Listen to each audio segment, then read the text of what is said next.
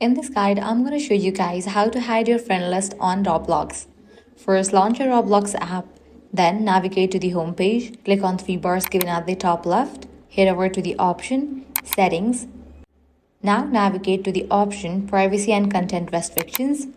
Over here, you're going to find a different option. Navigate to the option, Communication. Now go ahead and click on the option, Experience Chat. Now turn off both experience chat and direct chat. This helps hide your activity so others don't know when you are online. Next, go back and tap on party and turn off both party and group party options. After that, go back again and head into visibility and private servers. This section controls whether others can see your activity and join you in games.